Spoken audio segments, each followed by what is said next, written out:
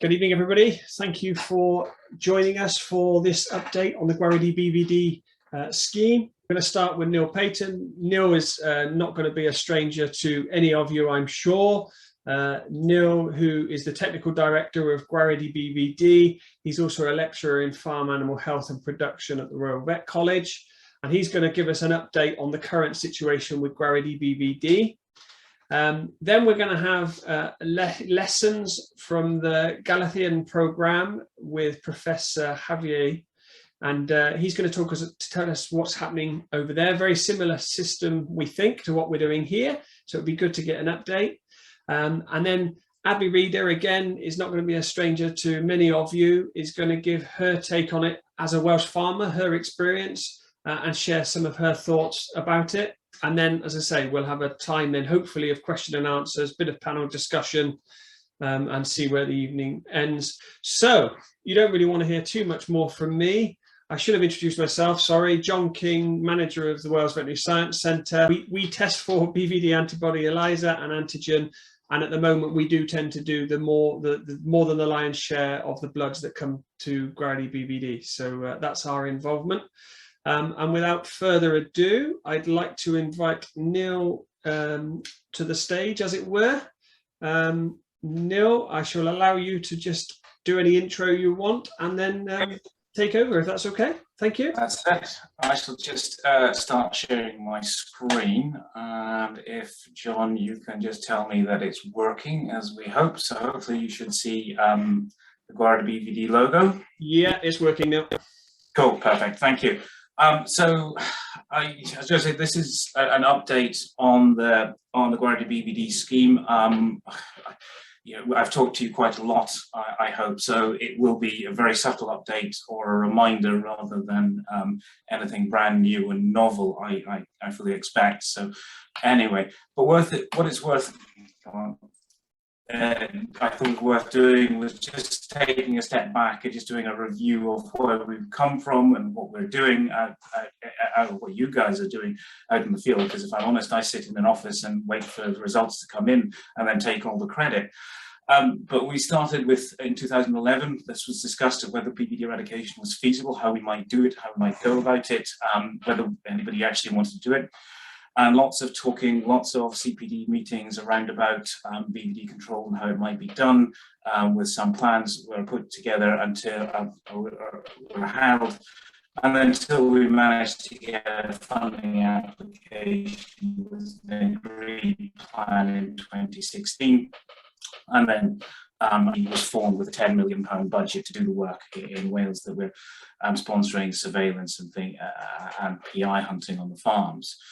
Sorry, Neil. Sorry, just to interrupt. Can I get you to just turn your camera off? If you leave your mic on, we'll still hear you.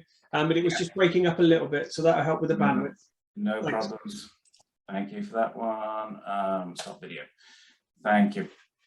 Thanks for that one. And then we originally planned to stop in September 2020, but we've extended it through really till December 2022, which is, I guess, although I was always worried all the way through that we were giving deadlines that kept getting pushed back. But I think December 2022, because of Brexit and because of the stop cessation of European funding, really has to be regarded as a hard stop for the voluntary programme on here. And at the end, I'll talk about what we're planning post December 2022 in there.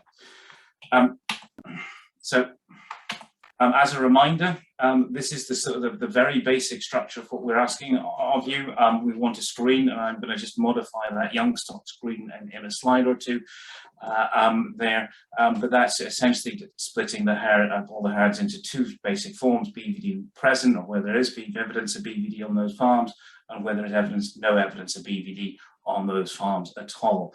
And for those that are BVD free, hopefully you are giving your clients herd health advice and sort of biosecurity advice, buying in policies, all of that type of thing, vaccination policies, in order to maintain that status. And then when there is BVD present, we've got support to allow you to find the PIs on those farms, and then encourage the farmer to remove those PIs as quickly as possible. And clearly with that, once they've done all that work, we don't want to go back into having BVD on those farms. So we are asking for the same appropriate advice to be given to the farmers as well. So who are we testing in there? And essentially, as I've said many times, is if they have cattle, then we want to test them all the way through.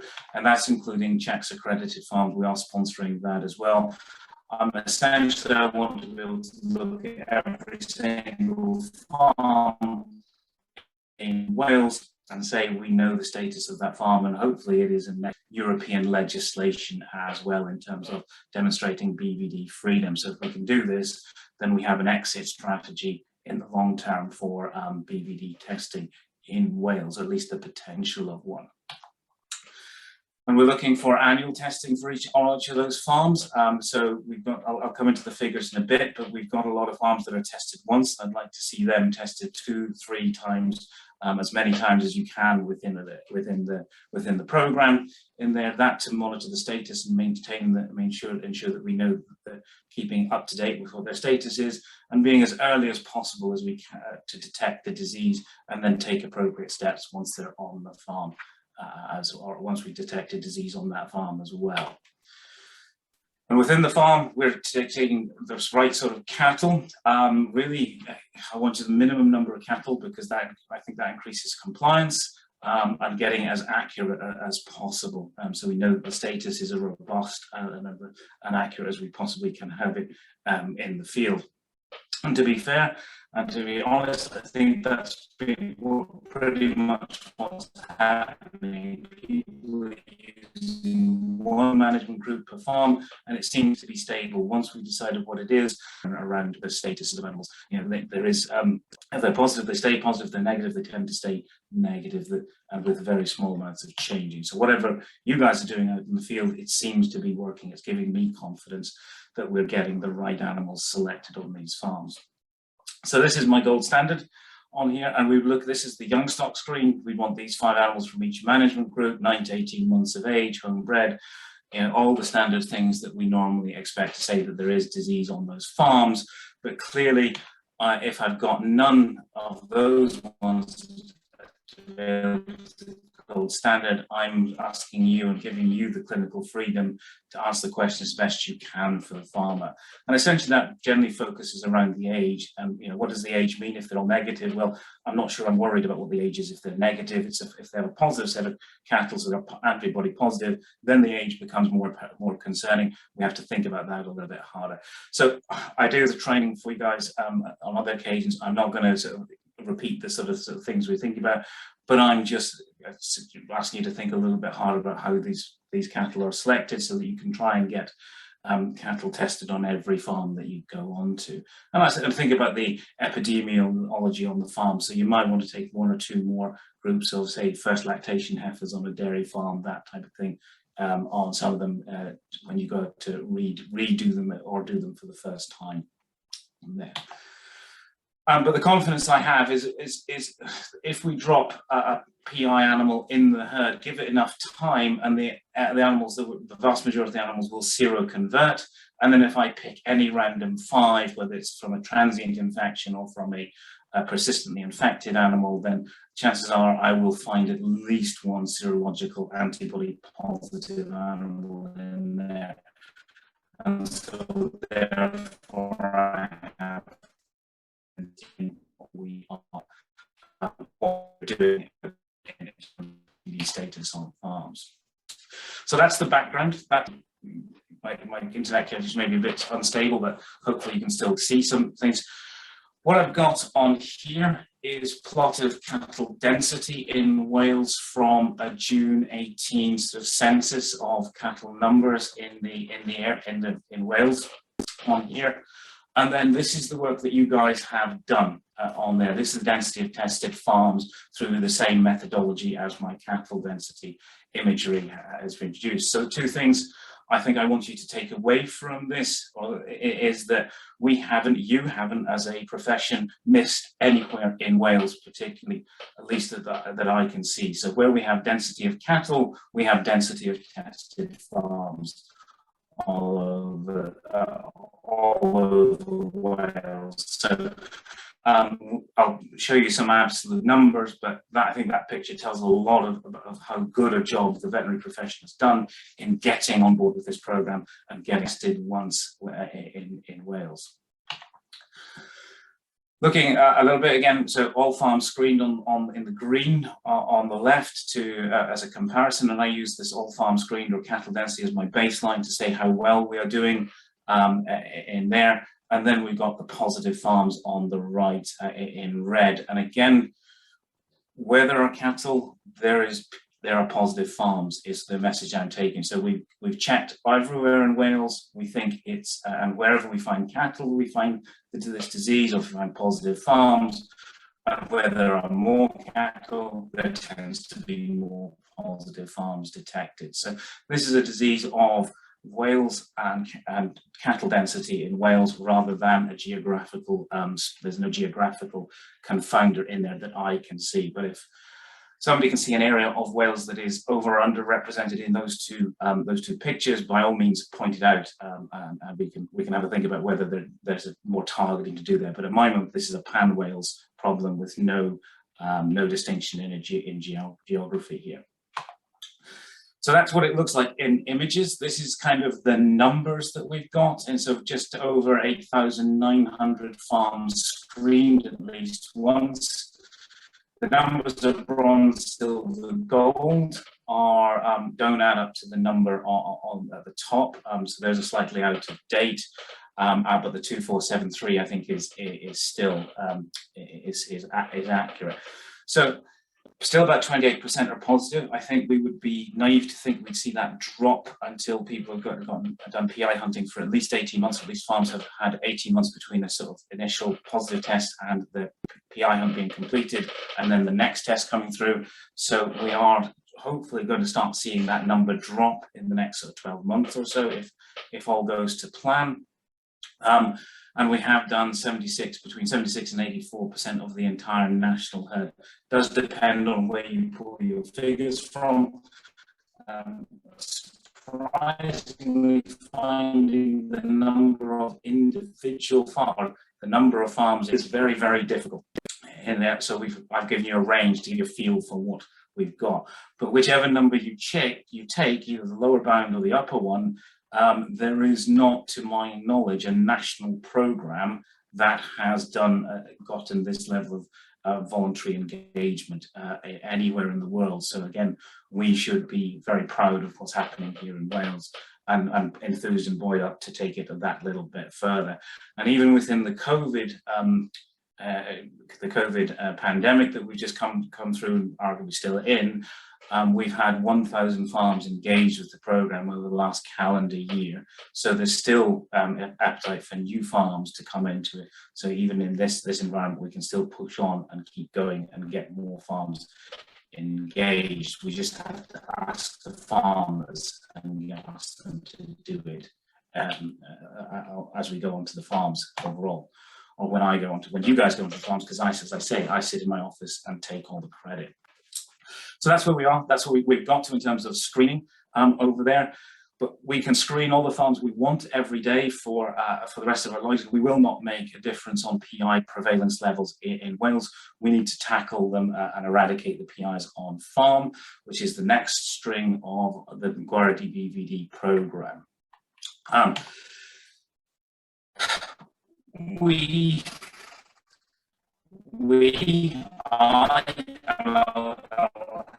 I spent a lot of time at the big about how exactly we would get rid of PIs on the farm overall. So whether we should use bulk milk tanks, whether we should use tissue tags, whether we should use any of the methodologies that you'll be aware of in terms of getting rid of them. We did that because we thought, or to some extent quite rightly went, well, we need to make this as cheap as we can for the farmer overall. That's probably reasonably fair, but the ratio of investment, the cost benefit is usually around about 10 to 1 with these things. The strategy we employed we were going to make the farmer better off at the end of the program and for the years going forward after we've done the PI hunting, as long as we did it competently and thoroughly. So basically, do what you think needs to be done on the farm, but it really has only 3 basic principles that I think we should take on board. That every animal on that farm should have a virus status known to it, so it should be positive or negative from an individual virus status on that farm. Once we find all the virus positive ones, and if we're doing double testing at 21 days apart, we can then call them PI animals. But I'm not worried whether you call them PI animals at 1 virus positive test or 2. They should be isolated and culled, and then we continue on with the monitoring the farm, again, typically through the Gwaredu BVD program, as testing them all the way through. So do those things. That's what we're asking you to do when we find any of these positive farms, is just go on, test every single animal through whatever methodology you find it is, find the PIs, and get the farmer to isolate and cull them as quickly as possible. And I think in the beginning, possibly we overcomplicated that message a little bit. But again, you guys can feedback on that particular aspect. But anyway, we've given £1,000 for you guys to be available for, and I say no restrictions on the methodology used, and 1 application per farm, so 1 time at it, basically, is all I'm saying. So that's the background to the eradication aspect, or the PI hunting aspect of our program. Just a reminder, so you don't have to think back to the few slides ago, but this is the density of cattle in Wales. So this is from June 18, so hopefully it's still reasonably representative. And if we look at where we are finding PI animals, we are finding them, again, pretty matched to the density of cattle in Wales. I think that more or less maps to where I think there's lots of cattle around here. So again, this tells me that this is a disease of having lots of cattle in close proximity, essentially, and we're not missing any geographical areas, and there's no geographical area that is either over or underrepresented. And if I weight it by number of PI found, so this side here is just sort of the farms where the PIs exist, and then I'm weighting it by if they found more than 1 PI on the farm. On the other one, I think the message still is much the same, is it really reflects the density of cattle in Wales where we are. So no other real risk factors being made, apparently, no geographical ones associated out there. So that's the imagery. This is the sort of the numbers that we've got. So you guys have done about 833 farms out there, have undertaken the PI hunt, that are in process of them.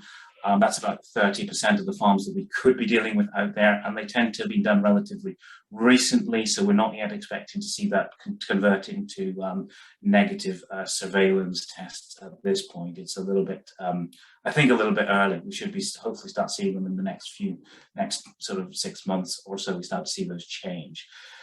Of them, 809 persistently infected animals have been identified on there. That kind of suggests that it's just a little bit over 1 per farm on average, which it is on average, but I think it's a little bit more that we've had some that have had 12, and we've had a chunk that have had 0, so it's not quite so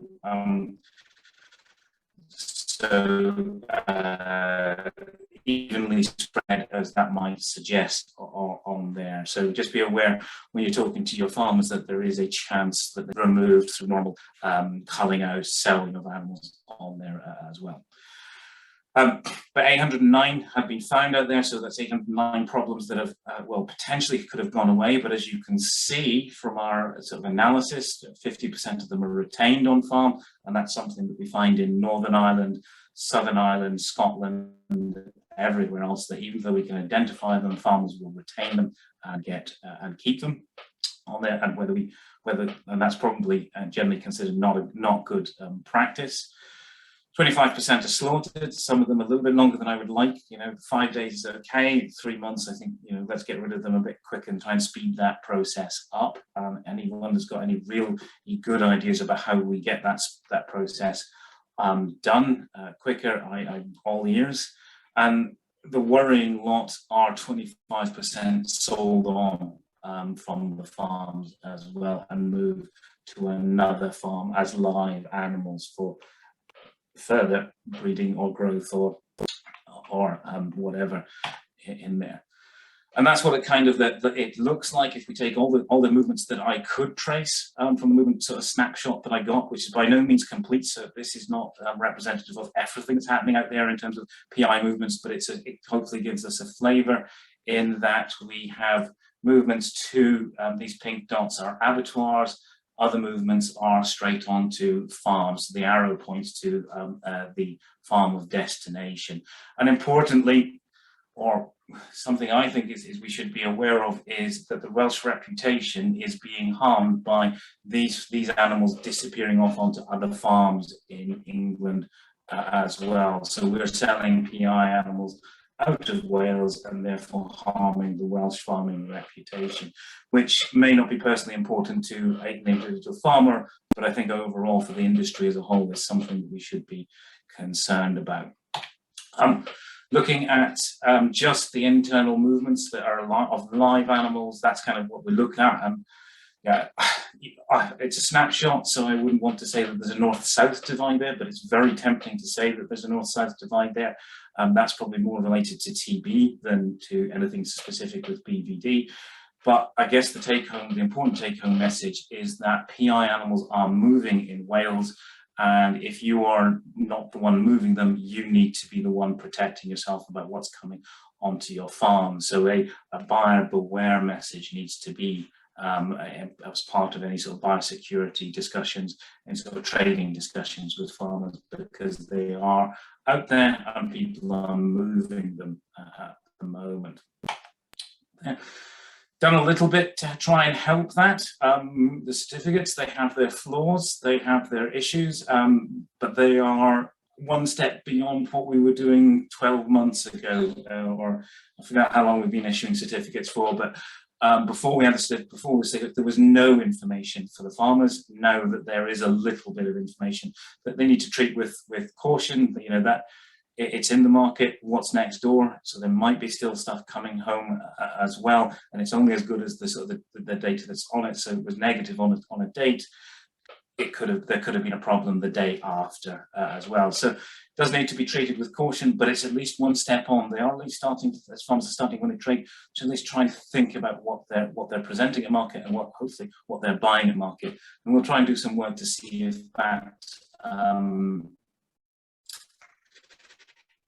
that makes an influence on prices in the market as time goes on there. So that's kind of where we are and where we're up to date. And I think that's kind of the important things that we took. I wanted to tell you about where the vets and the profession out there have done really well. And I'm hugely grateful to you for doing what you've done to get us to this stage.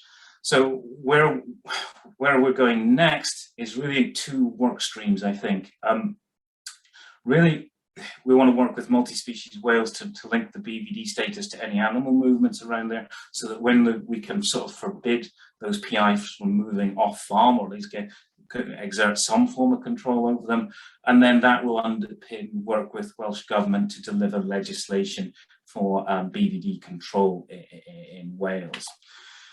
So I won't say too much about this Wales traceability system. It's really, as it says on the tin, it's a movement database. We'll link our BVD data with that, so that any farmer that's moving cattle will have to have as in legislation say, will have to have the status of either the herd or the individual animal linked to any movements he makes, and we will control any movements that come off farms that are not negative.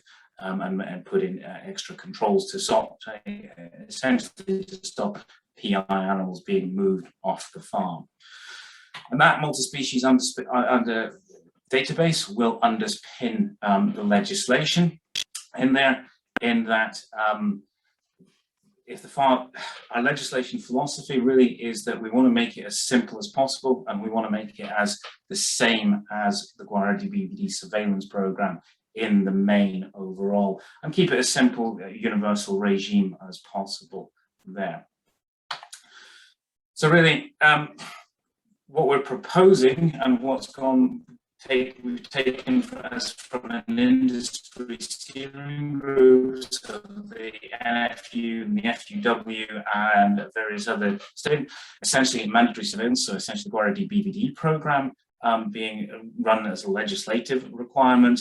And then if you are positive, you're not allowed to move animals off your farm, with some sort of exceptions and some controls in there as well. So essentially, what we'll ask is to break down the herds out into three things. So a positive, negative, and what we've called is clearing status. Positive is fairly straightforward. If you're positive, you've got evidence of BVD on your farm, so you might have 1 antibody positive animal or 5 antibody positive animals, and then we're going to sort of stop you from moving animals off your farm unless you individually virus test them as well. Negative, if you test negative, the legislation would be aimed at making sure that actually BVD really, that's all you need to do. You can move animals from a BVD perspective wherever you like. We're not going to concern ourselves with this. And then we have a clearing one to try and help those farmers at least give them some degree of recognition of they have done the work to PI hunting off their farm, and they're not just on there. There's going to be an annual test, so probably every 12 months or less in there, and we'll assume positive if that annual test is breached, and if it's suspicious, we'll probably also assume it's positive until that can be demonstrated otherwise on there. So if we're not negative, what we're going to do, no individual moves off these positive farms, so you can't move any animals unless it's direct to slaughter, or you have tested it in some other fashion to demonstrate that it is negative, so it doesn't have the virus. I won't dwell on this particular thing, because all of this is open for debate in the consultation as well. So although this is what I've written in here, it's not necessarily what will go forward as legislation by the time the consultation, any potential consultation, has come up from there. So we'll have a few other additional methods as well that come in there. So we might do almost a legally mandated PI hunt. We might do inspection of the facilities to ensure that the isolation facilities are of a sufficiently high standard. We might make the OV, or ask the OVs to go and blood sample any animals that they want to release from being a PI animal. We might want to have a BVD health plan or a BVD focused health plan before any movements on can be permitted. Essentially, what we want to do is make it really annoying to be positive and encourage farmers to be negative as quickly as possible, because life will be a little bit easier overall. So I think I'm nearly at the end of my time, maybe a little bit it's short, but just the key points that I think I want just to emphasize and in closing is really just to in fact say thank you for testing all the farms you have done. I encourage you to test all the other farms that you haven't done to date, so learn about your practices, find out who's still to be tested. Test them again if they've been done at least once, really start sort of doing and get people into the habit of annual testing. And anyone who's not tested currently in Wales, really, as you can see, is really in the minority, so let's get them into the majority of farms. Find and encourage the killing of the PI animals as much as you possibly can.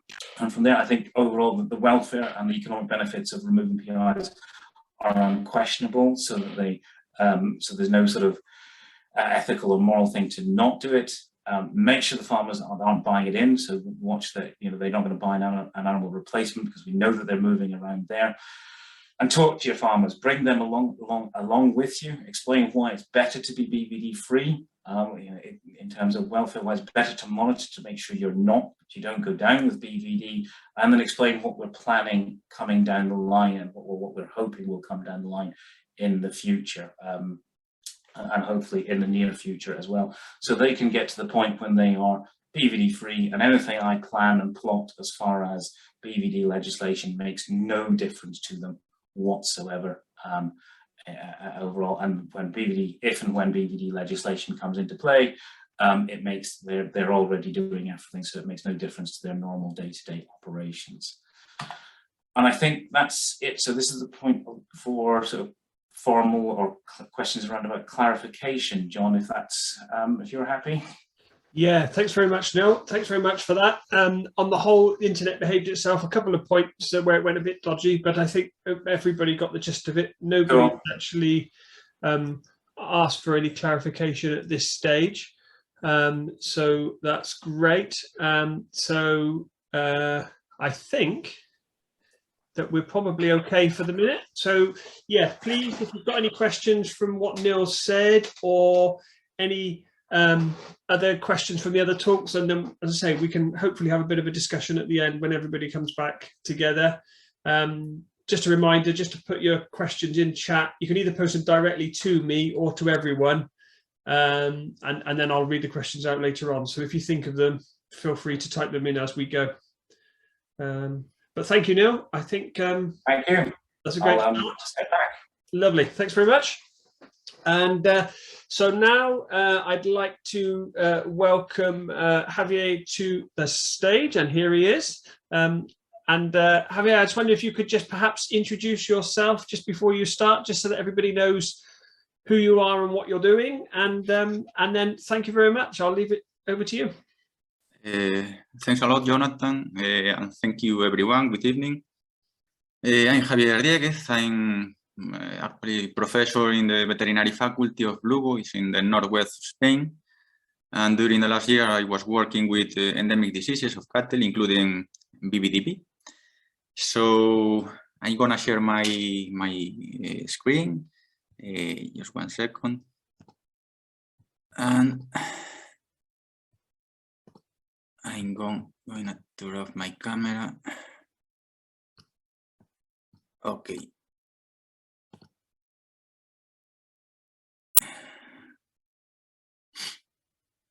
Yeah, fine. Sorry, yeah, we can see that. Yeah, thank you. Okay, thank you.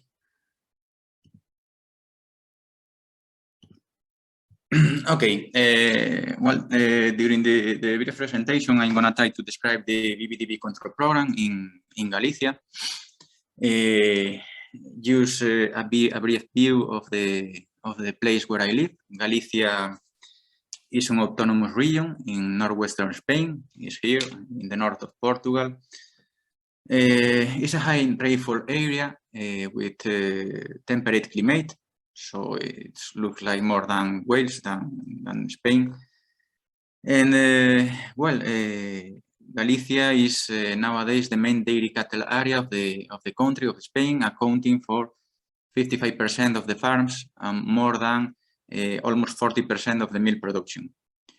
Herds are small. The mean herd size is around 45 cows. That is lower than the national average, that is almost 60 cows per farm.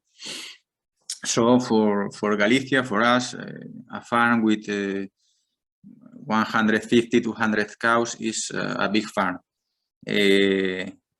Farms are still predominantly family owned and family managed. It's a high density cattle region, Galicia. 90% of the dairy farms have one or more dairy farms within 1 kilometer. And the presence of beef farms or small ruminant farms in the vicinity is also common. And this issue can limit biosecurity. In Spain, BVD control programs are regional. There is not a national plan. So they are at autonomous or a regional level or autonomous community level. And in relation to BVD, programs are nowadays carried out in Galicia and to a lesser extent in other Cantabric regions, where are the places where the milk production are concentrated. Programs in Galicia in other regions are voluntary. In Galicia, the program was established in 2004 and is carried out through farmer associations, name it ADSG. It's something like Sanitary Defense Group. The number of farms under BVD control program was low in the very beginning in 2004, but there was a great increase in the following years, stabilizing later. Nowadays, Galicia has just over 7,000 dairy farms, of which just over 4,000, more or less, are integrated into the ADSG, so under voluntary BVDB control program, including most viable medium-large farms. Smaller farms with less prospect of continuing in the medium term are those that less frequently are willing to form part of the programs. Well, the program, as I said, started in 2004. Well, BVDB is a disease, it's a virus that causes a disease that has very inspecific and specific signs. BVDB can affect reproduction performance, can provoke immunosuppression in calves, and well, increase the incidence of diseases in calves. But all signs are often, not always, but often unspecific. When we started the program in 2004, in fact, we found several farms coexisting with BVDB. In several farms, we found 4 or 5 year old persistent infected animals living in the farm, producing milk in the farm, and their daughters also living in the farm, also persistent infected, and also producing milk in the farm. So these farmers were coexisting with the virus. Even being a very unspecific disease, it is true that well, can cause several economic losses. This is just a very brief part of a study carried out here in Galicia, showing what the calving to confidence, the to conception interval, and the insemination per pregnancy modified in a period P1, that is a period before a BVDB outbreak, P2, that is the period of the BVDB outbreak, and P3, that is a period after the BVDB outbreak was controlled in several farms here in Galicia. So it's a retrospective study. So in P1, for example, after the BVDB outbreak, calving to conception interval in the studied farms was 140 days, and during the outbreak increased to more than 150 days.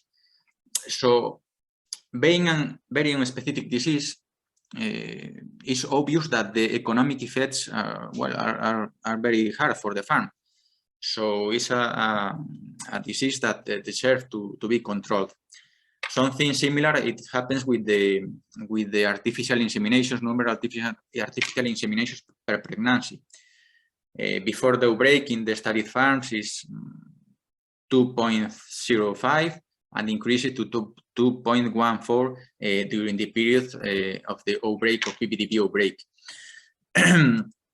So continuing, ADSG, as we mentioned, are association of farmers and are associations at municipality level. These associations carry out official control programs against BVDB, but also IBR, paratuberculosis, bovine paratuberculosis, and bovine sporosis. In Galicia, ADSG are promoted and are subsidized by the regional government. To encourage participation of farmers, these farmers belonging to the associations have advantage in several grants. For example, when dairy quotas still existed, farms belonging to ADSG have preference in quota distribution. And on the other hand, the farms have the obligation to carry out the program as indicated in the legislation that is published each year by the regional government. Every year, the regional government issues a law that indicates how the program should be carried out for the different diseases, and therefore the obligation of the farmer. So the eligible expenses that the regional government covers include most of the salary of the veterinary responsible for the programs, includes also a part of sanitary products related to program development, for example, disposable biosecurity material, needles, vacutainers, and also covers most of the cost of the laboratory test. This is the most important thing, and the thing that I think the farmers and vets more value, that they have more of the laboratory costs covered by the regional administration. So ADSG obligations, all farmers in ADSG have the obligation to perform regular sampling of the herds for monitoring. This involves the collection and correct identification of samples for lab analysis. In Galicia, vaccination is voluntary. About 27% of the farms use BVD vaccines. And briefly, for non-vaccinated farms or farms that use inactivated vaccines, the program is as follows. Analysis of anti-PAT antibodies in bulk milk is performed at least twice a year. This allows an initial estimation of the herd prevalence and mainly allows the monitoring of herds based on variations in the levels of antibodies of bulk milk samples that are collected periodically. Besides, blood was withdrawn from a selection of heifers older than 9 months, and antibodies also against the PAT antigen are determined in serum samples. So, BVDB circulation is suspected when a bulk milk results indicates an increase in antibody level compared to previous controls, or a bulk milk result indicate seropositivity higher than 25%, and a positive result was obtained at least in a young heifer. So, in case of suspicion of virus circulation, identification of detection and elimination of persistent infected cattle is the priority. One of the main challenges in the farms with suspected active infection is raise awareness of the farmer for the rapid detection and elimination of these cattle, and separating the newborn animals until knowing its sanitary status. In the very beginning of the program, for example, it was the veterinarian himself who had to be aware of the collection of samples every time an animal was born in a suspected farm, and this will delay the sample collection a bit. Nowadays, after insisting a lot, and also thanks to the availability of ELISA in ER0 samples, the age of detection and elimination of persistent infected cattle has been significantly reduced. Most farmers were not willing to collect blood samples of calves at calving, but they are willing to collect ER0 samples, so this facilitates things a lot. Farms that are not considered suspected of active infection, after 2 years or more in this situation, they have the possibility of bleeding the entire herd, and if all the animals are seronegative, they will be eventually declared free.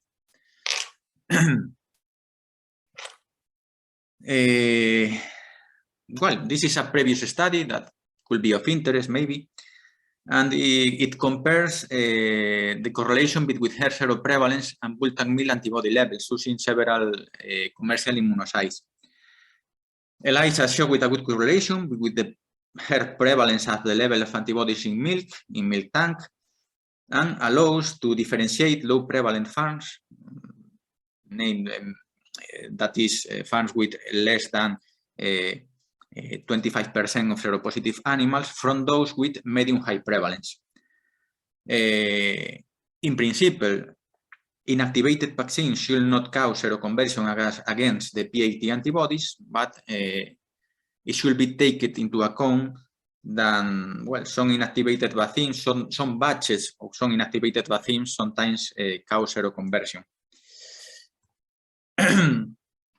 In farms that are using live vaccines, that are in Galicia nowadays a bit more than 300, well, the approach is very similar, but PCR is used in milk tank samples instead of antibody ELISA. Additionally, as in the other farms, blood is taken also from unvaccinated heifers, and serum is analyzed for antibodies. This is possible because some farmers leave the heifers unvaccinated until they are pregnant to serve as indicators. If there are not unvaccinated heifers, a pool of serum samples from these heifers are also analyzed by PCR. And as in the previous case, active infection is suspected in case of a positive bull tongue milk by PCR or a positive result in a young heifer. And again, in farms suspected of active infection, the priority is to detect and eliminate persistent infected animals, including a strict control of newborn animals. This is the general sampling, but periodicity of the analysis may be increased depending on the risks of the farm. For example, movement of animals, health status of neighboring farms, etc. Animal tested positive for BVDB may not be transferred to another farm, except slaughterhouse, or to communal pasture, nor can it travel along paths common to other farms until it is suggested the animal to a second BVDB antigen test with a negative result, at least with an interval of 21 days. So persistent infected animals can only leave the farm for slaughterhouse. Whereas is compulsory this rule. Well, as regarding the lab analysis, it's true that sometimes some nuances emerge. Unconventional things that can condition the program in some farms. For example, exceptional cases of seropositive persistent infected cattle that are not initially analyzed for antigen. Sometimes happen late seroconversions in the presence of persistent infected animals. Well, some things that happen sometimes and can complicate the program. And lately, we are experiencing this kind of long-term transient infections that have been previously described in this paper. This is a paper from Japan that described a transient infection of long duration and linked this transient infection of long duration to a BVDB type 2 or BVDB2 virus. We are watching or seeing or experiencing something similar in several farms here in Galicia. I add here only 2 examples. This is, for example, a calf. This is the calving date is 26 November 2020. A few days later, it was analyzed by means of antigen ELISA in an ER sample. It was positive. If this animal is transient, is a transient infection, well, the theories say that the virus disappears soon from blood and the animal generates antibodies. But a month later, in January, 13 January 2020, was sampled again, and it was again positive to antigen ELISA. In February, 3 February, was again sampled and again positive. So the first positive test was 9 December 2020, and the last positive antigen test was in February 21. So it's almost giving positive results and probably eliminating virus during 2 months.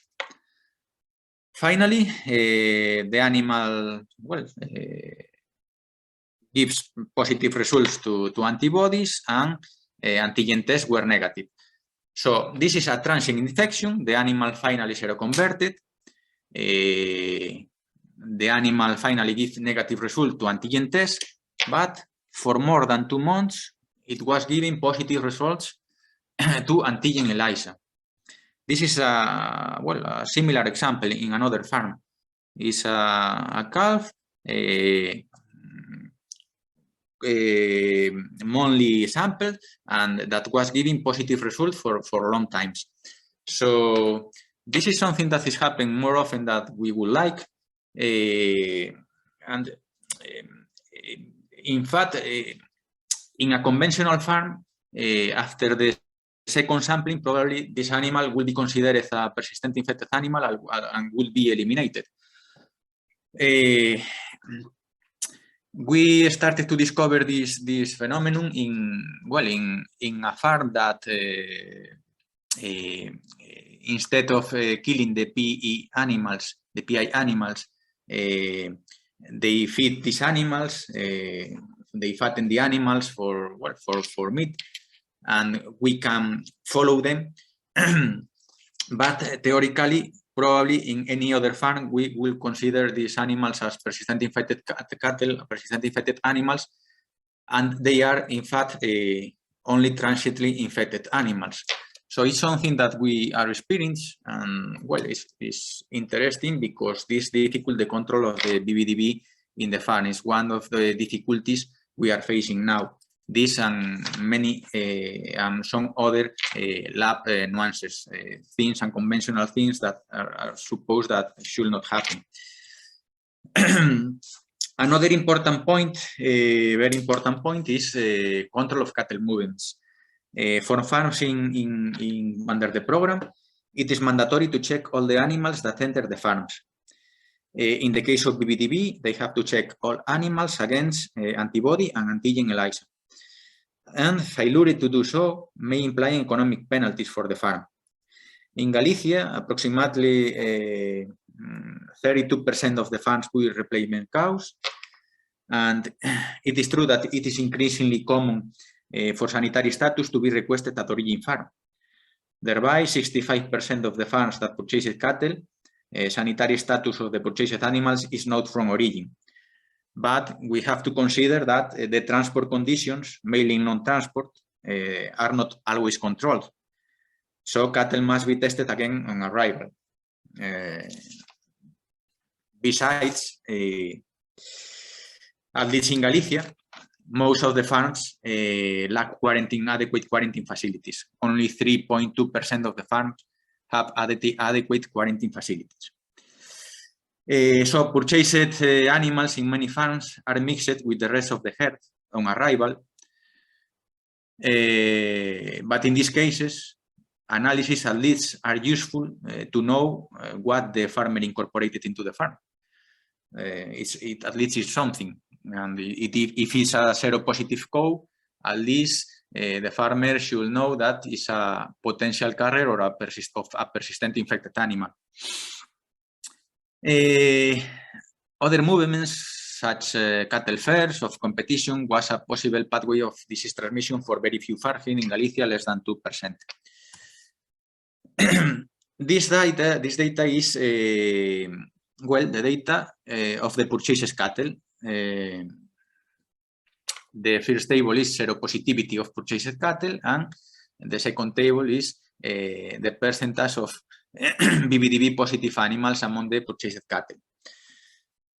The situation improved through the years, but well, we in 2020 still 70.7% of all the cows purchased by farmers in sanitary defense groups under control programs were seropositive. Still more dangerous, BVDB positive animals. In 2020, 0.25% of all purchased animals were carrying the BVDB. It was an improvement. The seropositivity among purchased cattle decreased through the years, and well, the percentage of BVDB positive animals also decreased through the years. But well, this is still a very dangerous way for disease transmission. Still 0.25% of all the purchased cows are carrying the virus when they arrive to their destination, and 70.7 of the cows purchased, replacement cows, are seropositive, and therefore they can potentially carry a persistently infected animal. And these data are from purchases here in Galicia. Mainly the cows, the origin of the cows were other regions from Spain, and mostly other European countries. Well, based on the laboratory analysis, farms are classified into one of the following 4 groups or levels. Level 0 is farms with detection of persistent infected animals in the last 12 months, or laboratory analysis indicate possible presence of persistent infected animals, but the necessary tests to detect them were still not performed. Level 1 is a farm with a positive Bulletin meal test, and or positive result was obtained in a young heifer, but without detection of PI animals in the last 12 months. Level 2 is a farm with a negative Bulletin meal test and negative results in young heifers, but the entire herd has not been yet analyzed. And level 3 is a negative farm in which the entire herd has been analyzed and all cows are seronegative, so can be considered a free herd. This is the evolution during the last years. Nowadays, we have in level 3 almost 65% of the farms. The improvement was very substantial in the first years of the program, but in the recent years it is getting slower. The improvement is getting clearly slower. And even in 2020, there was a small worsening of the situation. So what are the main challenges? We think that what is limiting a better progress now is mainly biosecurity. In Galicia, apart from the control of purchased animals that is mandatory, the ADSG programs, the voluntary control programs, do not seem to have significant influence on the application of many other measures concerning biosecurity that are recommended but not mandatory. So the veterinary staff of the sanitary defense group, the veterinary responsible for the control program, must carry out a biosecurity survey in each farm, during which information is collected to identify shortcomings in biosecurity that may favor the entry or dissemination of diseases. Based on the results of the survey, the veterinary staff will establish the appropriate corrective measures to correct the deficiency, the lacks, but they are only recommendations. So the only compulsory measure is to control of purchased animal. The remaining measures are recommendations but are not compulsory. And the reality is that most farmers have important lacks in biosecurity. And something that is also limiting improvement is that decisions now only affects herds under the voluntary control program, and probably should be affecting the whole population of cattle, not only herds in associations under voluntary program. Why? Well, because in Galicia it's very common that farms share equipment or machinery, and cleaning and disinfection protocols are almost never carried out between farms. We have small herds in which low turnovers would pose a challenge to investment, and this may limit biosecurity. For example, these farms may frequently be forced to share some vehicles. The feeding vehicle is a clear example. It's visiting the farms every day, visits many farms every day without disinfection between farms. They also frequently share materials, machinery, and other infrastructure such as perimeter fencing or loading points are scarce because they have limits for investment.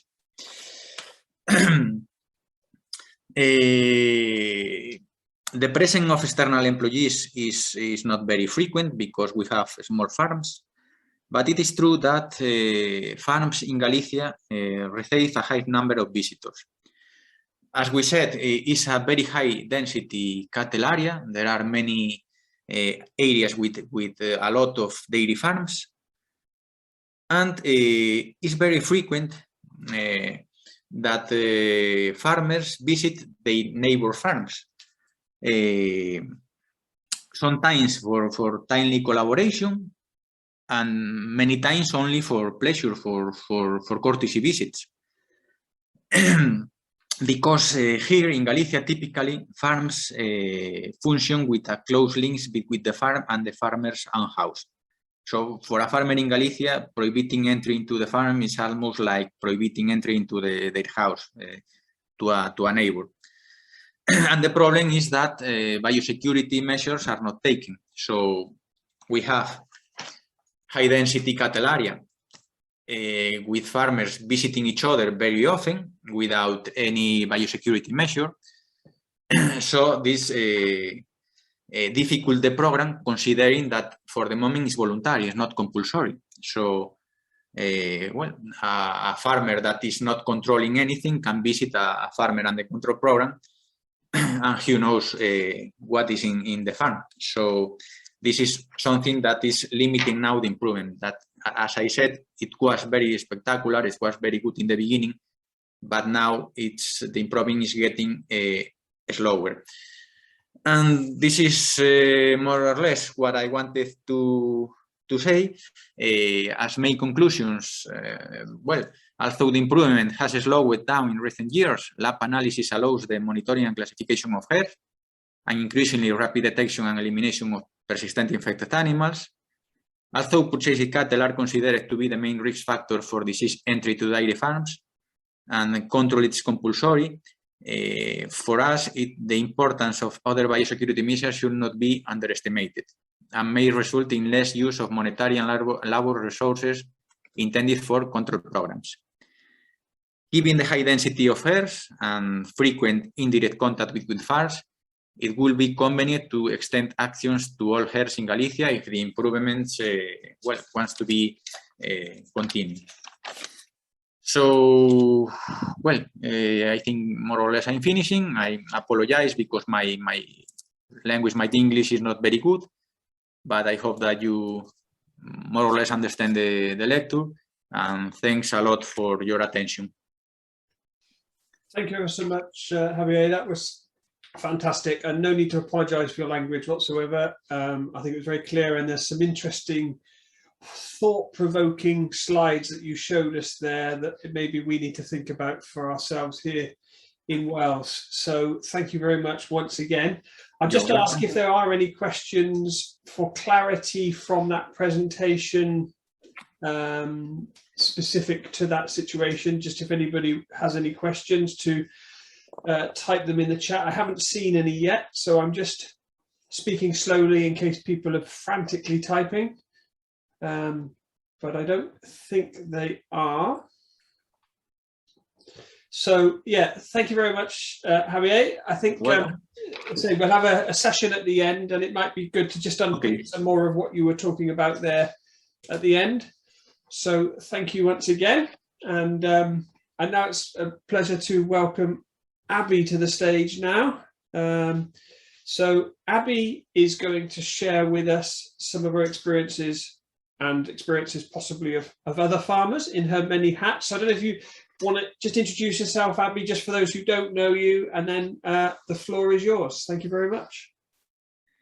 Okay, thanks very much, John, and thanks everyone. It's a pleasure to be speaking to vets instead of farmers for a bit of a change. Yeah, so I'm a dairy farmer from just outside Cardiff. We're milking approximately 200 cows. We're also rearing calves off our dairy system for beef. And for my sins, we do also keep some sheep.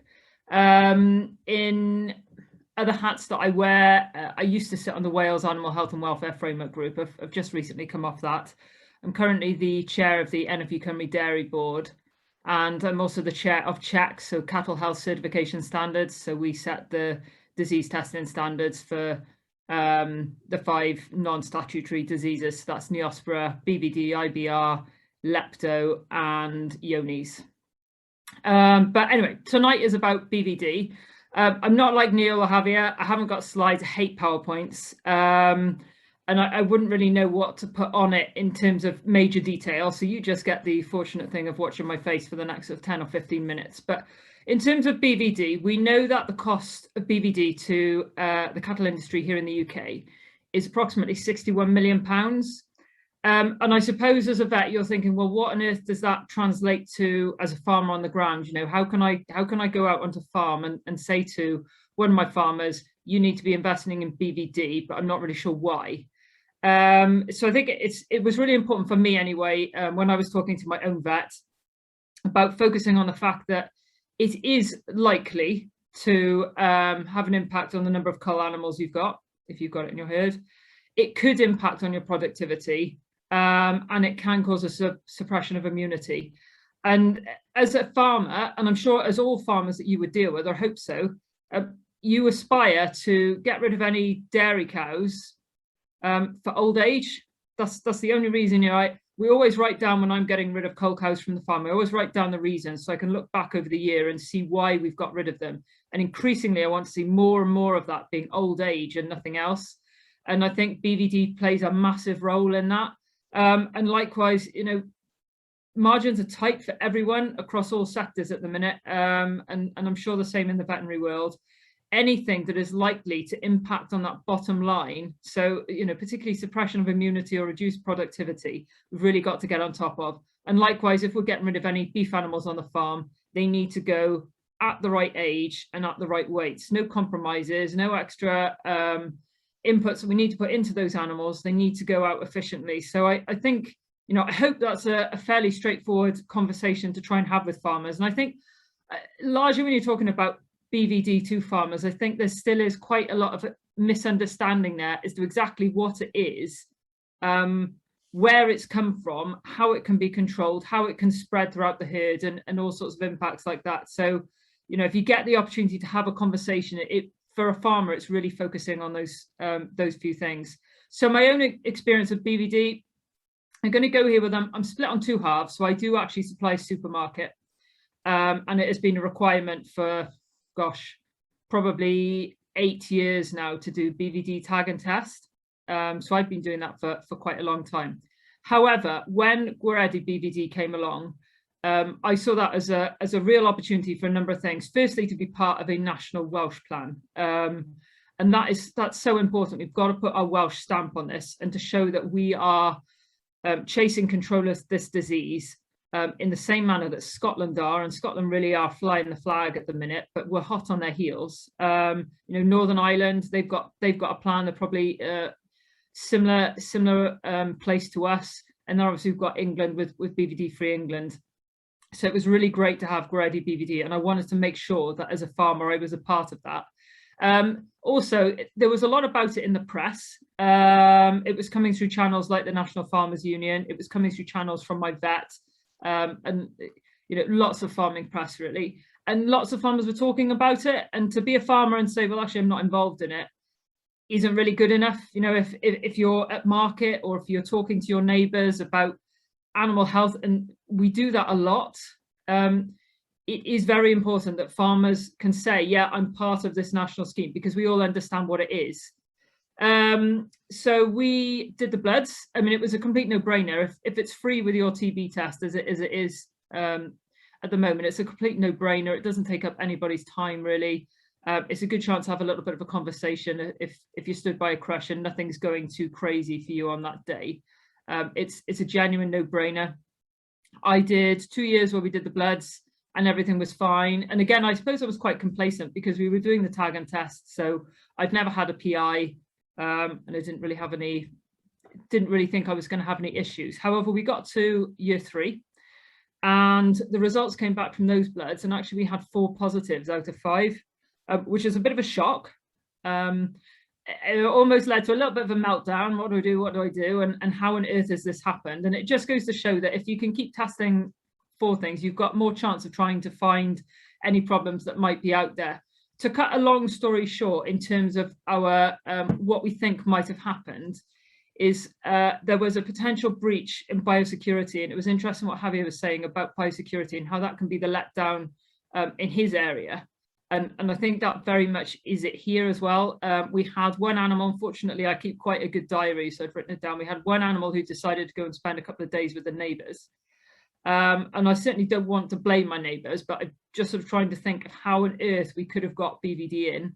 And potentially it came from there. And we never found a PI despite doing the official PI hunt. And again, it was so good to be able to have access to resources, information and support to know what to do when you do get a positive result. So yeah, we had a good hunt for that, looked around, couldn't find any PIs. We just put it down to that. But what it has made me do is wake up to the fact that biosecurity is really, really important. And it's something that I talk to my vet about a lot. And likewise, continuing testing in different ways can be very helpful for making sure you can pick up problems before they really start to snowball. And, you know, if you're taking, Neil's mentioned how taking the bloods is a snapshot, and it's true, it is a snapshot, but it's a really good starting place. But we're only taking them once a year and lots of things can happen in between. So I've just found it really useful. And I think that the noise amongst farmers, we don't seem to be talking about it quite as much as we were maybe a year ago. Now, perhaps that's COVID related, but we need to get the momentum building again. It's such a no-brainer of a disease to get rid of. When I think of all the other disease, well, the 5 statutory, non-statutory diseases that we deal with CHeCS, BVD is by far the simplest and the most economical and will give you the quickest gains. So I just think it's really important. I think that the certificate that you get with it, when you first start talking about certificates, you might think, oh, what value is that going to give to a business? But actually, as a dairy farmer, I send off copies of that every year to my milk buyer. They want to see what I do. They want to know what schemes I'm part of. And that's a very good way of demonstrating that I'm being proactive. It's a chance to prove our credentials. I think there's going to be more of it. So in terms of, if I just focus on dairy farming a little bit more for a second, in terms of supermarket contracts that currently exist and how they're expanding, there are going to be more and more milk buyers who will be requiring dairy farmers to be showing they are controlling BVD and then obviously Yonis. And those two seem to be the main focus of where they're looking. And if there's anybody from the Pembrokeshire area, it was great to see the other day that there's an announcement that there'll be a new processor starting up in Pembrokeshire Creameries. And I had a chat with those guys the other day about the requirements that they were going to be asking of any dairy farmers that will be supplying them. And you could see that health was going to be very much at the top of their list, because they want to be able to sell this milk to their customers and say, we have got some of the best health status there is, and BVD is certainly very much going to be a part of that. So I think we're going to have to be quite conscious. Also, likewise, on the beef side, we've seen lots of growth in the area of the likes of the big calf rearing companies like Butalar, ABP, with ABP with Blaze, and then we've got the Dumbia scheme. Those big guys, they are very much looking to source only from farms that can prove that they are BVD testing or doing some sort of BVD control, because they have very tight margins themselves, and the last thing they want to be doing is buying animals off dairy farms or even off beef farms that are going to be a risk to their bottom line. So this is definitely coming down the track towards us. In terms of other big issues, I think we should be aware of. So when we went through the COVID crisis, and I'd only just come into the role then as NFU Cymru Dairy Board Chair, but I can remember doing a quick count of how many dairy farms there were in Wales, and it was about 1,640. We're now down to just over 1,500. So there are dairy farms going out. These animals are moving. So, you know, put to one side the fact that we might be seeing less dairy farms. Where are these animals going? What are these dairy farms who have gone out of dairy going into? Chances are it's beef. Are they going to be able to protect themselves from bringing in any disease? Again, if anybody's in Pembrokeshire or any of the other TB hotspot areas, we know that there are animals that are moving in to be replacements. Are farmers ensuring that they're taking every step not to bring BVD into their herd? These are the sorts of conversations we need to have. And another one that's always on my mind is the suckler herds are under a lot of pressure at the moment, and chances are lots of beef farms who are in with sucklers are likely to branch out. This seems to be the trend. They're likely to branch out into some dairy beef as well to add extra support to their income. So are we making sure that when farmers are buying in dairy beef animals to go alongside their suckler herds potentially, are they able to protect themselves? Have they had the most appropriate advice?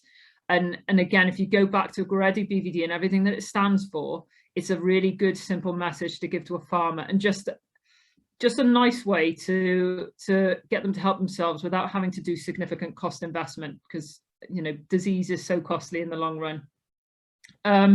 Other things that are more widely coming down the track, actually, I feel like a bit of a heathen now because I'm about to mention the word Brexit, but it's quite relevant. BVD is now a reportable disease. Okay, it's reportable at lab level, but what it means that if we are going to trade with EU member states, then we have to declare our BVD health status. And I think the last thing we want to be doing, especially as an island, is saying, oh, actually, we've got quite a bad BVD problem, and we haven't managed to get on top of it yet, because that's not going to work. I traveled to Germany a couple of years ago and had a look at BVD. They are one country with 9 borders, and they are almost BVD free. So if they can do it, we can certainly do it as an island.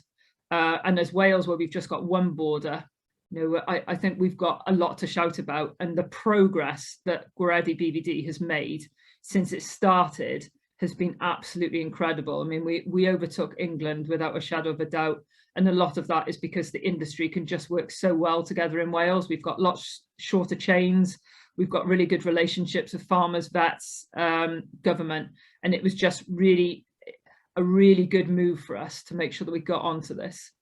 In terms of other issues we need to be thinking about, so red tractor, that's a big one. Already in dairy, we're required to have a BVD management plan, but that's coming in next month as well for beef farmers. Okay, they are going to have to have a BVD management plan, and the simplest thing for farmers to do is to be able to say, I am part of Gwaredu BVD, and then you can get the conversation going with that, and get a further conversation going about biosecurity and helping farmers to manage that. Other bits and pieces, I think we should be aware that we have got the bull calf strategy, which is going to be coming into play from the 1st of January 2023. So during that time, there will then be a ban on the shooting of bull calves or any calves on farm without a good health reason. This one is coming fast down the track towards us. What it is showing us is that less and less calves are finding routes to slaughter under 8 weeks of age. So if we've got more calves on the scene, chances are these are going to be moving further. And again, it's taking that responsibility as part of the industry, or as part of that farmer who's selling those animals, to make sure that they are BVD free, because otherwise it might act as a little bit of a catalyst to spread this disease a bit further. So it's one very much, I think BVD's got to play a huge role in this. You know, with a strategy coming towards us, we really need to make sure that everybody's on the same page. And Neil was talking earlier about, you know, we have a reputational risk for Wales if we are sending animals across the border to England, and some of them are actually BVD infected. We know that with the bull calf strategy, a lot of pressure is going to come onto TB farms. And we know that at the moment there are no rearing units for calves from TB farms in Wales. They're all going to be leaving for England. So we need to make sure that there aren't any nasty little ghosts in the closet that are likely to come out if we see more of these calves that are staying on the market and will hopefully be going through to a finished weight. And we need to protect that market. We're going to have to grow this dairy beef market and make sure that it becomes part of the industry and I suppose an extra income for farms. And we need to make sure that it stands in good stead. You know, off the back of that, we had the announcement the other day of the New Zealand trade deal. New Zealand are dying to get into our market. And I think we always thought with New Zealand that lamb was going to be the threat, but actually it would appear from the announcement of the New Zealand trade deal that actually it's going to be beef, and they are going to be sending beef to us quite heavily. If they start competing with our dairy beef industry in the fragile state that it's in, then we are going to struggle. And I think that our biggest shield that we can put in front of us is the health status of our animals. And without a doubt, we've got some fantastic animal health status, particularly in our cattle herds. We need to make sure that that continues to drive forward and become robust. Other things, we've got the commitment by the Ruminant Health and Welfare Group. That was back in the summer, and they've said that they want BVD to be eradicated from UK by 2031. So, you know, why have we got to wait till 2031? We all know that it's a relatively easy disease to get on top of. 2031 is a long way away. You know, we can get there before then. We can smash all those targets and make sure that we're on top of it. But it's all about making sure we're all going in the same direction. And likewise with the aspirations from RUMA about reducing our antibiotic usage, it's all linked. All of this is part of one big story. So I think they're really the main messages that I was intending to give. As a farmer, I think it's absolutely vitally important that I'm on top of BVD. I think that it's vital for my bottom line. I very much rely on my vet to be able to keep me up to date with the different testing protocols that are out there. What's best for me? What's the best management plan? How can I go that step further and get the biosecurity in place to protect myself even more? And I think that as an industry, we also need to be working together to make sure that we are chasing down that goal of having a strong brand in Wales for healthy, fit animals. And you know, I just cannot emphasize enough, we've got Gwaredu BVD in Wales now. It's been established, it's set up, it's branded, it's known, and it's really important for us driving forward. So I think they were the main points I was going to say. I'm not going to ramble on just for the sake of it, and I'm sure that you've looked at me long enough, so I'll hand back to you, John. Fantastic. Thanks very much, Abby. I love it when somebody is really passionate about it, and that really came across. So thank you for that. And some real food for thought. And I think maybe we should give farmers more audiences in front of more opportunity to speak to a group of vets, because it's like a motivational speak and a rally call as well, I think. So fantastic. Thank you very much. So yeah, thanks very much for that, Abby. If I can ask Neil and Javier to maybe turn the cameras back on and unmute, and then I'm gonna ask the if there are any questions really for discussion that people would like to post in the chat, that would be fantastic. And just while we give people a chance to think, compose their thoughts, and maybe it's a bit like question time, isn't it? So we can you know, please, I don't really want too much politics, Phil Thomas, but if you are able to put some questions in the chat, that would be fantastic. I guess one thing while they're doing that, Neil, you mentioned legislation. So how likely? What do you reckon? Reasonably likely. I think we've got all the stakeholders pushing in the right direction. I think Welsh Government are keen that they're on the same page as the rest of us. It really, COVID and Brexit, sorry, I'm bringing politics into it, have sucked up a lot of resource within Welsh Government, but the mood music is that resource is now starting to free itself up, and we can start to look at other things other than Brexit, or COVID. So I'm not in a position to say absolutely what is going to happen, but I have a 90% confidence that we'll see something happening in the new year that will push us towards it and push towards that direction. Whether that will be a consultation, whether that will be further discussion with Welsh Government, with further announcements. Yeah, I'm reasonably confident we'll go in that direction. So everybody seems to want it. I've not heard of anybody sort of saying that legislation is not what the next natural step for BVD control in Wales. So yeah, I can't be absolutely confident, but I think I'm pretty confident that we'll get there. Okay, great stuff. Thank you. And obviously, the sooner we can have that without the gap, because I know that's what we were worried about happening, weren't we? When we had this deadline, the original deadline, and then it moved to March, we were then concerned that there would be a gap, and it would be nice if it just seamlessly went into that state. I was going to say, I guess people just need to be wary that when the consultation comes out, if they have got strong opinions, they just need to be ready to respond. Yeah, if there's any consultation, clearly, I've no, again, that is Welsh Government's gift to give, so all I can say is that that's what we've requested for, that's what the process is. And clearly, as soon as there is a consultation out, Gwaredu BVD will be pounding on all stakeholders' doors to say, right, go and answer this, please, and give us what your thoughts on that one. When we clearly will keep stakeholders and everybody in Wales informed as much as we possibly can if and when we hear anything. Fantastic, thank you. I was just seeing whether anybody else can chat, but I think it is enabled for anybody to chat. It's all a bit quiet. I don't know. Can you guys access chat? Is it an option? It looks good to me. Yeah. Okay. So I think everybody. Hi all. There we are. Thank you, Neil. I can read that one anyway. So that's fine. I mean, I did make some notes as we were going. I mean, one of the things that concerns me, and I wonder if anybody's got sort of an opinion on this, is basically this. Excuse me. This 25% of PIs that are being sold on.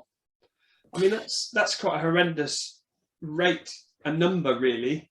And I just wondered, anybody got any thoughts about what we can do to try and reduce that? So I don't know who wants to take that one. Do you want to take that one first, Abby? Yeah, I can take that. I mean, I think it's all about trying to encourage buyer beware. Trying to get a good starting point would be to get farmers to understand a little bit more about BVD and the risks. And it is trying to drill into everyone. If you are going to buy an animal, please do find out the health status of it. And if you're not sure and you still have to buy in, at least put it into isolation until you've had a chance to test it. And if I was going to peddle checks, which I might as well, there are some good guidelines in that technical document to offer anyone who wants to look at guidance they can offer to farmers. But I very much look forward to legislation coming through. There always are going to be the odd few people who are just not going to conform for whatever reason to a more moral code. But we've got to get on top of this, and 25% of PIs being traded is poor. I suspect a lot of that is just a lack of understanding of what the disease means. And mentally, it's quite hard to, if you find a PI that's a youngster, and that's, especially perhaps if you haven't got a very big herd, or it's your pride and joy, or from your best cow, or whatever it may be, mentally, it's quite hard to say, I'm actually going to have to shoot that animal. So that's going to take a bit of work as well. Yeah, I have no insight really into the motivation for these guys that were selling PIs. All it was a statement of fact, or is a statement of fact, that they moved those animals to another farm. It could be just completely unthinking about it, just going, well, it looks absolutely healthy, it'll go, it's fine, no problem with that, rather than anything more sinister than that. But we just need to, from my point of view, clearly my focus is on getting that database so that animals can be more easily recognised as whether they're positive or negative. And if we are putting legislation in to control that movement and say you can only move if your status is known, so that there's no possibility of a PI being moved. That's where my focus is. But I totally accept if we get farmer education, the knowledge across that actually you're not doing anybody any favours by moving PIs, that would be even better than the stick approach. Yeah, I often wonder, I'm not promoting it, but I often wonder how long will it be before somebody actually gets sued for selling an animal that they knew was infectious. I don't know whether that would ever happen, and I don't know how you go about all that, but always in the back of my mind. Javier, you were saying that the PIs have to now go for slaughter. There's no choice. It's because that's a legal requirement. Before that became law, was that much of an issue? Were people trading them? You're on mute. Yeah, as I said, the program started in 2004. So in 2004, 2005, once the PI was detected, probably the animal was sold to another farm. So this is the fact that make now by law compulsory to they only have to leave the farm for a slaughterhouse. But during the first years of the program, PI cattle, especially 2004, 2005, when they tested, in many cases, go to any other farm. Yeah. So, yeah, I suppose, as Abby says, it's education. It's telling these guys what's actually happening when they're doing it, isn't it? And I think also you were quite passionate, Abby, about promoting the brand Welsh. And if we want to promote brand Welsh, we need to show that it's good stock. So we don't want to be throwing things like that out and about. So yeah, okay, thanks, guys. There is some chatter going on now on chat. So Phil Thomas. One danger of getting an antibody negative herd is that the herd is now naive. This is one of the things that Ireland are worried about. I think vaccination of the breeding cows is vital in the face of this still being PIs still being sold. We had 2 instances where they had tested negative on 2 screens. Third screen went positive due to biosecurity breaches. The one that vaccinated didn't get a PI and the other did. So yeah, really good example there of danger of buying a PI, really. I don't suppose legal side can talk about vaccination. So I'm assuming from Phil, I'm reading Phil's comment, biosecurity breach, that could be anything. That could be buying a PI, that could be over the fence contact. My training when I talk to vets and their farmers is vaccination is useful for sort of over the fence type contact breaches rather than buying in a PI. I don't know how effective, how good it is when you've got a PI, you buy a PI and plonk it in the middle of your farm. But that said, I think I'm on the same page as Phil in that currently it is absolutely, we should be vaccinating our herd because England is doing its thing, we're doing our thing. Neither of us are particularly free of BVD at the moment, so there is always that over the fence contact that vaccination is very good at managing in. I just think from a Gwaredu BVD perspective, we just have to make sure that there's something there to sample to ensure that the vaccination is not just hiding a problem, i.e. having some 9-month-old unvaccinated animals to allow you to test and get your BVD status on an annual basis. So as long as you're just keeping that in mind when you're building your herd health plans, not a major issue. We will have to, hopefully, as Abby says, well before 2031, rethink all that, because my understanding of the EU legislation is that vaccination is not then permitted if you're going to go for BVD freedom at EU recognition of BVD freedom. So you do your antibody screening as we're doing annually, and might even be more frequently than that, but you're not permitted if you want to go for BVD freedom to have vaccination as the legislation stands. I know Ireland are negotiating something and trying to work their way through that problem to get so that they can then declare themselves as BVD free. But we'll see where we go from there. But I think for tonight's discussion is, yes, vaccination is a hugely important part of it because we do not have a BVD free population of animals in Wales or in the UK. Yeah, great, thanks. I think it was Switzerland, wasn't it, that they did a similar thing, and they went quite seronegative, and then there was an animal that came in across the border, and I think it wreaked a bit of havoc in the country. So yeah, we certainly got to be wary of that. Yeah. Javier or Abby, do either of you want to come in on Phil's point anymore? Just just one technical question. Does vaccination not always warrant that fetal infection is not going to happen? So vaccinated cows can calve PI cattle occasionally, so especially inactivated vaccines. And this is data from the own labs that sell the vaccines. They cannot warrant that a vaccinated cow, in case of is pregnant, a PA cattle cannot born. So, especially I said with inactivated, these vaccines are more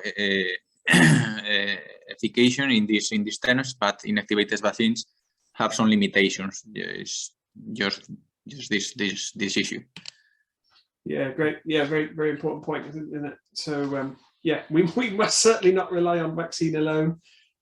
But No, yeah, vaccines are reliable, but especially inactivated vaccines are not 100% good in avoiding fetal infection. That's the point.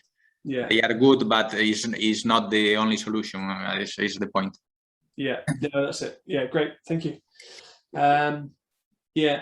Did you Shall I make a comment on the vaccine? So we've been vaccinating for BVD for, gosh, probably too many years, 15 years probably. And I suppose that the biggest issue is you usually do it once a year. You do it in your TB test. And usually you wait till the bottle runs down. And when the bottle runs out, that's more or less where you draw your line in terms of where you test. So you know that you've got to test down, and I'm going to test my maths now because I can't quite remember it, but you know you test down to, you can vaccinate down to a certain age for a BVD animal. So there's a possibility that there will be a small proportion within that group that will go unvaccinated for another year because either they weren't in that convenient group that you were vaccinating, or your bottles run out, or whatever it may be. So I was always very conscious when we were vaccinating that there is that small little gap in the system where if you're just doing that annual vaccination, there could be a few holes in the net. But nonetheless, it does help to offer a bit more protection. And likewise, a few years ago, we moved on to Bovella because that's so much better not needing a booster. But potentially, because of what Javier has just raised, there may be some issues if you're doing that with pregnant cows. And I wouldn't really want to comment, but it's all about giving the right advice to the farmer. But yeah, vaccination, I would say I would definitely continue with. Definitely. Great. Thanks, Abby. Yeah. Great. Okay. Dilwyn has come in. Looking at this from the other side of the English border, was quite surprised at the low number of farms willing to do the PI hunt, despite the fact that you are paying more than twice the amount than Stamp It Out. What excuses are these farmers and vets giving for, one, not doing one, and two, not acting on the results? I can ask the question to you three, perhaps, but then I'm also going to ask people to type in what they think they're hearing as to why people aren't engaging, because that might also be useful. So if you've asked a farmer to do a PI and they've not been willing to, maybe you want to type in the reason, or you yourself haven't persuaded the farmer to do it because you don't want, there's a reason that you haven't. Maybe you want to put that in. So it'd be quite interesting for you guys to actually respond to that question as well. But I will put it out there if anybody on the screen wants to answer that one first while we're letting them think. Well, while everybody's thinking, I will tag it, because one of the messages that I put was talk to the farmers, and I do wonder. Vets are busy, farmers are busy. You do the TB test, you take the blood sample, you get some results, and it then stays on the vet's desk. Does the farmer actually know what he's got to do? So is it just a question of being really busy and not having that conversation, not having had time yet to have that conversation with the farmer overall is the thing. So again, I'm hoping what it isn't that people are burning their heads in the sand. It's just that the people are busy, and we need to reinvigorate the program in terms of getting the enthusiasm, getting the urgency around PI hunting happening out there, and bring it to the top of people's priority list. That's both the vets and the farmers, I think. So I don't think they're doing it. They're not doing it because they don't want to. I don't think. I think it's more, we haven't got, I'll do it tomorrow kind of thinking rather than anything else. But again, the people on the other in the audience are probably better placed to answer that than me. Just echo what you said there, Neil. We do get sometimes, it always makes me smile, 1 to, I think the record is 7 months after doing the testing, somebody from the practice contacts us and says, we never got the results, or could you resend us the result? 7 months later, and we go back and we find the email that shows where we sent them, so we resend it. And that always surprises me. And say the record is 7 months, but it's quite often 1 or 2 months after we've done the testing that somebody suddenly remembers that they've done the test and could go back. I'm not saying that's all the time, please don't hear me, but it does surprise me that does happen. So yeah. Yeah, Phil's comment is absolutely, you know, there's loads that are being in process but not yet completed. So, but I'm blind to those until they appear on my desk, so I can't report them particularly. Yeah. So, but I just reiterate the comments to try everybody to start talking to their farmers, their clients, about what the results they've got, and just make sure that they understand the implications for anything potentially coming down the line post December 2022. Yeah, even if I do nothing, and you know, and we don't get any sort of progress on the legislation or on the database, it's still a sensible behaviour to get into, of test on annually and deal with the problem. Yeah, absolutely. Thank you. Yeah. Abby or Javier, have you got any ideas why people wouldn't do the PI hunt, especially when it's paid for? Well, sorry, Abby. No, go on, you're fine. No, I agree with Neil, and I think that it only happens when the farmer see a real problem. We have farms in which BVD is clearly circulating, but well, the farmer, in fact, is not aware of the problem. It's happening in the farm. So BVDB can provoke some diarrheas or respiratory disease in calves, or some reabsorption or abortion, but all the farms have some diarrheas in neonatal calves. Some have all the farms have some abortion. So they need to be aware of the real problem. I think that to become a priority BVDB, for example. Yeah. Yeah. Great. Thank you. You're welcome. Yeah. Yeah, and I was just going to say, I think there's probably two types of farmers. There's the farmers that, you know, are actively seeking to get rid of disease in their herd, and then there's the other farmers that will, you know, stand by the crush at TB testing time and think, I'll just let the vet take the blood so that they'll shut up and stop nagging me. And then suddenly they get the results back then 4 days later or 3 days later, and realize that actually they've got a result they really didn't want to see and don't know what to do. And you know, I think it just snowballs from there, really. So again, it's just awareness. It's also a responsibility on the farming industry to put pressure on. I mean, I've been in NFU meetings where a few farmers have raised the fact that they've sent PIs to market and they have been jumped on by farmers, but it's still very much a stigma about it. So it's just about trying to increase the conversation. That's all you can do, really. Yeah. And increase the use of the certificates, I suppose, in markets and things like that. Yeah, that would be great. Yeah, great. I think for me, just to support really what Abby says, but and to add to it from practice partners on the line or practice business owners, is supporting the really young vets or the people who are actually doing the TB testing to have that conversation almost as soon as the results are there, while it's fresh in everybody's mind, and not let it necessarily, at least not let the start of that conversation drift for months and months and months, be on the ball essentially, and make sure that everybody's in a position to go, you know what, you've got a positive result, because that's the difficult conversation, isn't it? But there's a system set up to sort you out, to help and deal with this problem. So let's just crack on and not bury our heads in the sand. Yeah, great, thanks. I think Phil's come up with another good comment as well, which maybe helps us with our talking about infectious diseases generally, not just BVD. But he says there's a new vocabulary that the public have since learned because of COVID. We should use this knowledge of R number, self-isolation, herd immunity, and vaccination. And I think, you know, I was doing a lecture today to some students at the university, and we were just talking about it, and it was so much easier explaining some of these principles because they hear it on the news now with COVID. And yeah, I think that's a great point. I think that we shouldn't be so scared of using that sort of terminology now. More people are aware of it, aren't they? Yeah. So yeah, great. I'm just going to see if I'm going to give a minute for any more questions. There haven't been any for a few minutes, so I just want to give an opportunity for that. Whilst that's happening, I will do a shameless plug about the Welsh Veterinary Science Centre.